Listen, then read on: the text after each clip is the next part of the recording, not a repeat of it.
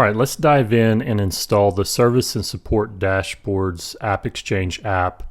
And this is provided by Salesforce Labs. I'll provide a link to this in the resources section of this lecture.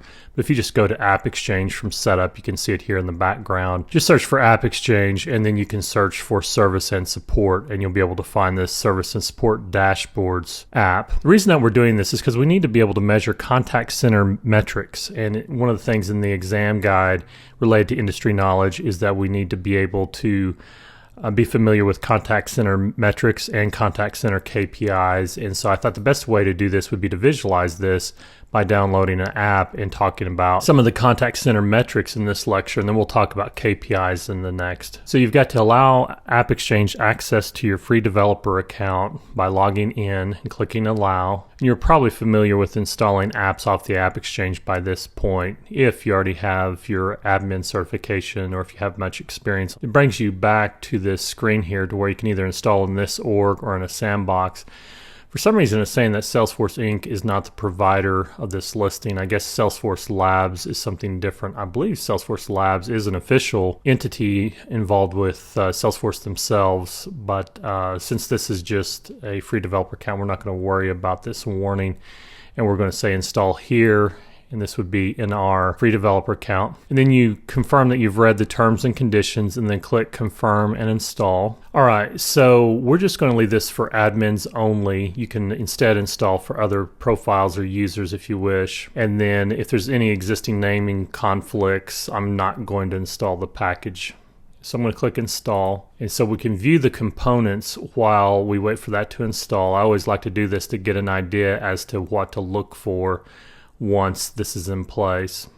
And so there's a lot of reports and dashboards, as you can tell, and it looks like a lot of them are named like APX, etc. So I'll look for those later on once we get this installed. And then as well, here's the report folder that we will want to look for. It's called AppExchange Service and Support DB. I'm going to close this out, and then installation is complete. So some of the contact center metrics that we're going to discuss we'll see pop up, or we should at least, in our different reports and dashboards in that folder. So let me go to the reports folder. I click the app launcher, which is this 3x3 squares here.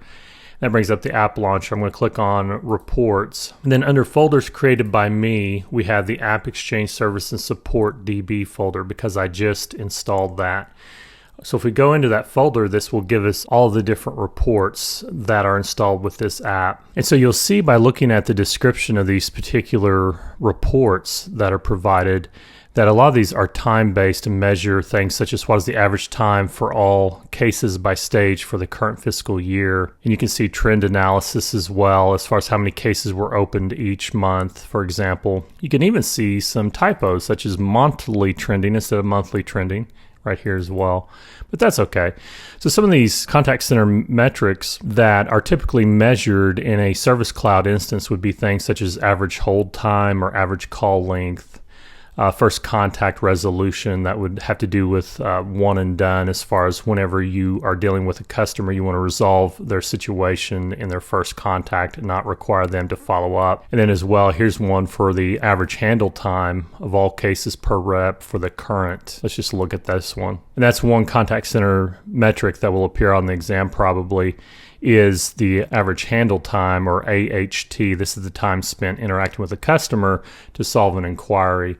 So you can see the total number of records, the duration average, and this is just things that are out of the box from that report. So if I go back, so what we're going to do is be sure and check the resources section of this lecture for not only a link to this app off the AppExchange for all these different service and support reports and dashboards, but also I will include as well a downloadable copy of some contact center metrics that you can get familiar with. This will be like a glossary of terms because you need to be familiar with the meaning of these terms because some of them will appear on the exam. Not that you have to memorize every single word, but we will also be looking at these reports and dashboards later on in the analytics section of this course, but I wanted to show you briefly as well some of the dashboards that were created. And for example, this bottom one here is a dashboard with components tracking individual call center representative performance. And so these will really dive into the contact center metrics and also the contact center KPIs. And in the next lecture, we're going to talk about KPIs, what those are, and how those are measured.